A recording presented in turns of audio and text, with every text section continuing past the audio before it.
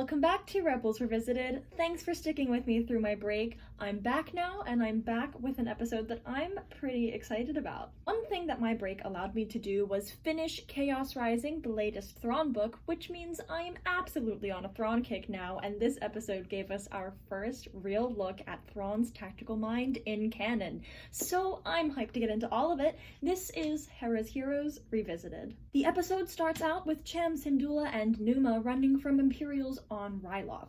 It's getting harder for them to fight off the Empire. Luckily, this time, Hera and the Ghost Crew are here to pick them up. It was great to see Cham and Hera in communication and to see Hera helping Cham without a trace of a begrudging attitude. I really liked getting to see the evidence and the payoff of all the growth that happened in Homecoming, and honestly, it's just heartwarming to have a story of intensely estranged family members who actually did bridge their gap and love each other again. And while we're on family, I love the Kalikori. It really makes Ryloth culture feel so rich, and I love the idea of a piece of traditional art that represents family and grows as a family grows.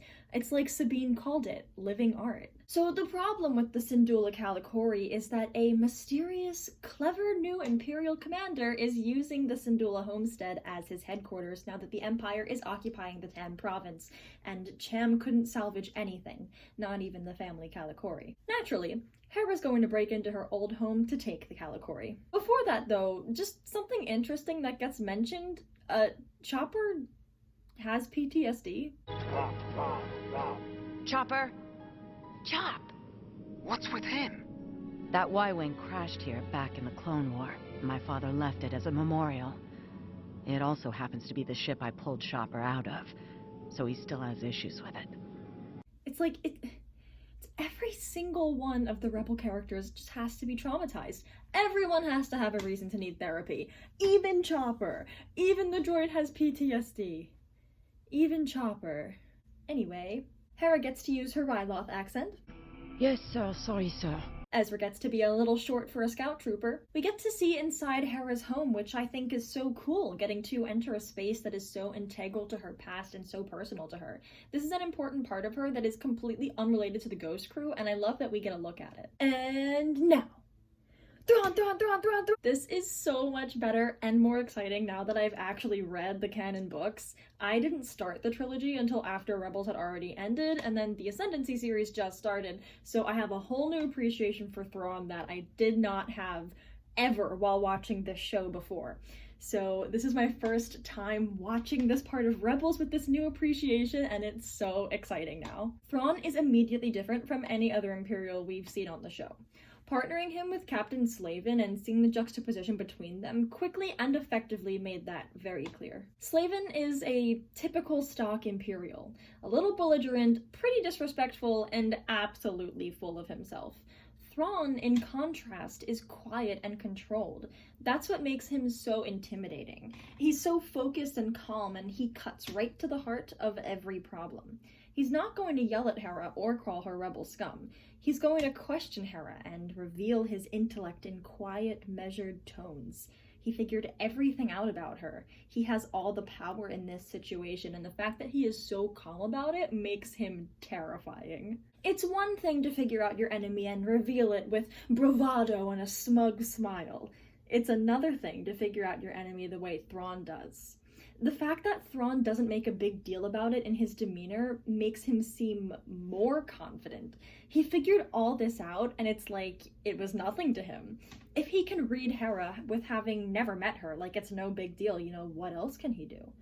It's so creepy that he's not angry with her. And he's not really full of himself the way that other Imperials are. He's not indignant. He's not angry with Hera for stealing the Kalikori like Slavin is. He doesn't care that she stole it. He cares why she stole it.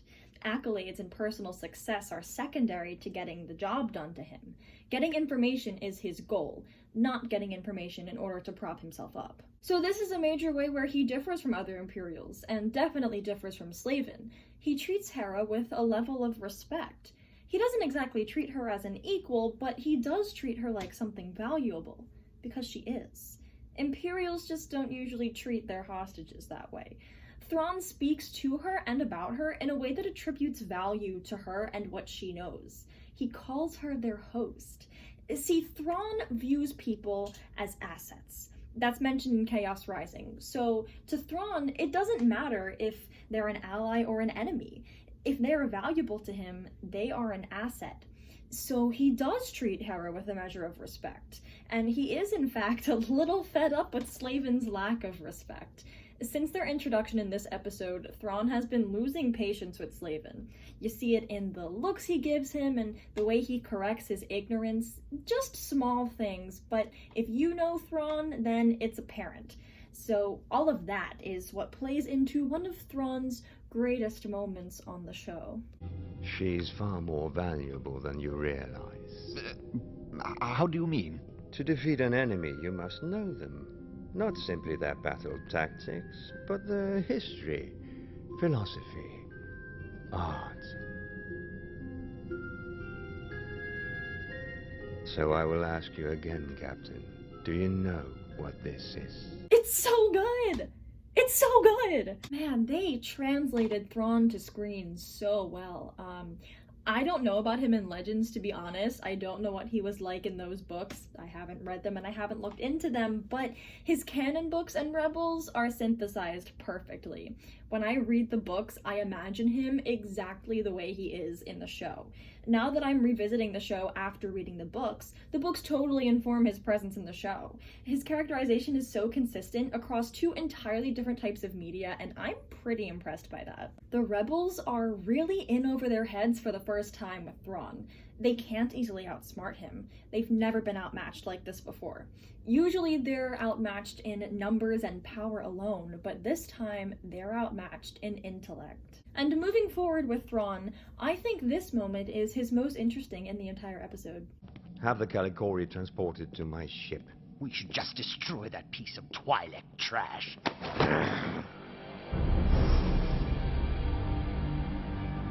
My apologies, Captain Slavin. I forgot not everyone is able to appreciate art as I do. Twi'lek trash sets Thrawn off.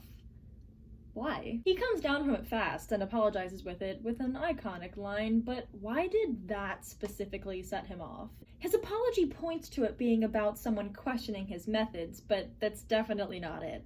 People have questioned his fascination with art for as long as he's been involved with the military. It's been questioned in the Empire, it was questioned in the Ascendancy. He's been facing scrutiny for this since, at least the Clone Wars era.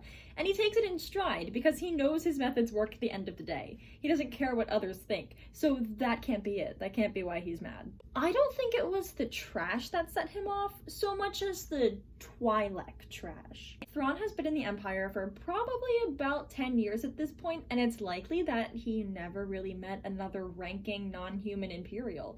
It's no secret that the Empire is prejudiced against non-humans, and while Thrawn is pretty good at taking things in stride, I imagine that 10 years of fighting twice as hard as anyone else to succeed and facing scrutiny every step of the way just for existing gets exhausting. And the books are really where you see this. It's pretty prevalent throughout the first book, and there is a line in the second book where he's talking to Vader, and he tells him that he has to have everything figured out going in. So he is affected by this, and I think that this officer's casual racism just got to him right in that moment. It's like the officer is saying that the Calicori has no value because it's a part of a non-human culture.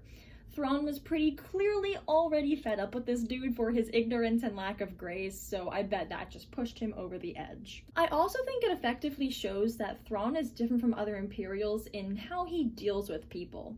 Thrawn definitely has a level of social awkwardness. There's a part of him that just has trouble socializing, even with his friends, but there's also a part of him that ignores social expectations. There's an expectation or a need for him to be respectful and on his social A game, especially since he's non-human. But he'll play by his own rules. I mean, usually he doesn't lash out like this, but he'll play by his own rules. He'll grab this officer by the collar and growl in his face. it's a part of why he's horribly inept when it comes to politics. So, aside from Thrawn, I think the other most interesting part of this episode is Hera. This is a very personal episode for Hera, and we see a few things from her that we don't often see. For one thing, this is a situation where Hera does something for herself, which only happens when something is really important to her. She lives for the rebellion. Everything she does is for the greater good of the rebellion. But sometimes she'll do something because it's important to her, whether it helps the rebellion or not, and that's when we know it's a big deal. The only other time I remember something like this happening is the end of season 1 when Hera gives in to rescuing Kanan. So the fact that she's going on a personal mission to retrieve this Calicori shows us just how important it is to her. I also think there's something powerful and heartbreaking here about cultural artifacts and imperialism. Hera has this line that really resonates where she says, "My family legacy belongs to us alone. It is not for some collector's curiosity." And that's a real world thing, and one of the many anger-inducing things about imperialism. So many cultural artifacts get taken from the cultures where they belonged, and now, hundreds of years later, they're in museums, out of reach from their rightful owners. Like how Hera's Calicori will end up in Thrawn's office. Rebels didn't have to make that a part of the show, but I do appreciate that we get to see several aspects of imperialism, not just the war between a government and a resistance. Anyway, back to Hera. So we have the element of her taking on a personal mission, we have the element of culture and imperialism, but I think what's most interesting here is her struggle for agency. And that's interesting because Hera is a character who has a lot of agency. She's very strong and she's a leader. She calls the shots, she makes decisions, she's a pretty active character. So the moments when she loses agency are uncomfortable for her and for us. We felt a little bit of that in Holocrons of Fate when Maul pried into her mind, but we feel it in a bigger way here. Her home is being overtaken and she can't really stop it. Her culture is being stolen away. She can't outsmart Thrawn, who proves that he is many steps ahead of her. The scene with her and Thrawn is so tense because he has the power there, and we're used to seeing Hera in a position of power. So this is a tough situation for Hera and a real opportunity for her to grow. She has to unearth agency in a situation where it feels like she has none, when usually she just naturally has agency because she's just in a leader position and it's natural for her to have agency in that position. But she has to find it herself here, and she has to make a really hard decision that seems counterintuitive to her original goal. To prevent Slavin and Thrawn from using her and Ezra as hostages to force Cham into surrender, Hera decides to blow up her home. She came home to try and preserve her family legacy and the memory of her mother, and in the end, she blew up her home. But at least she chose to do it, and that's the key here. She's like, okay, I'll play their game, but she says that she's going through with it on my terms. And that's where it becomes clear that this is about agency. But it's not just about Hera taking control of a situation where she had none by surprising her adversaries. I think there's more under the surface that the episode doesn't say outright. Hera isn't just outsmarting her adversaries, she's basically acting on the sentiment she'd expressed to Thrawn when she said about the Calicori, "If I knew you'd take it, I would have smashed it when I had the chance." The grip of imperialism leaves Hera with very limited options, and she decides that the destruction of her physical family history at her own hands is better than Imperials owning it. It's not an ideal outcome, but unfortunately, because of the oppression her people are under, it's the option that gives her the most agency, and that's why it's powerful. It's sad that she was put into a position where destruction was the option that gave her the most agency, which shouldn't be ignored and should not have even been a thing in the first place, but at the very least, it was her decision. When I watched this is like probably a tangent, I don't know if it's gonna make sense to anyone else, but when I watched this, it reminded me of Killmonger at the end of Black Panther, where he decided it would be better to die than to be saved and imprisoned.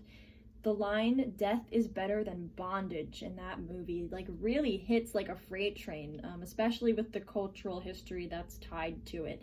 And I get some of that same energy with Hera's decision in this episode. Of course, these two stories are very different in the way they're presented and how heavily they sit with the audience, but there are some similar concepts at play about culture, imperialism, and agency that had me making a connection. But this concept of agency goes a step further for Hera because there was an aspect of it that she hadn't realized going into the episode. Hera wanted to get the Calicori because she wanted to preserve her mother's memory, but what she learned is that she doesn't need a physical object or a place to define her family legacy. Her own family keeps that spirit alive. An heirloom doesn't define a family. Even a house doesn't define a family. Hera gets to define her family, and her mother's memory lives in how she leads the Ghost Crew with love and strength. So why is all that important? Why is this not a random self-contained arc? How is this relevant beyond this episode? It's actually really important for Hera to learn this lesson because it's going to get her through losing Kanan. Jedi Knight was a horrible, unfortunate situation where there weren't a lot of options and a decision had to be made. The outcome was not what anyone wanted, and it shook Hera's idea of her family. Similarly to the unfortunate destruction of her house and the failure to retrieve the Calicori, Hera had to realize that family is not defined by something physical. In this case, not even a physical person. Like how Hera realized that her mother's memory lived on in how she and the Ghost Crew lived their lives, Kanan would also live on through the love shared between the Ghost Crew. Yeah. What an episode to return on! When I sat down to work on this analysis, I was not expecting to be dealing with like half of what I talked about, honestly, but here we are. And next week will be another heavy one. We've got the last battle on deck, and now that I'm having a clone crisis, it'll be fun for sure. Until then, thanks for watching, and may the Force be with you always.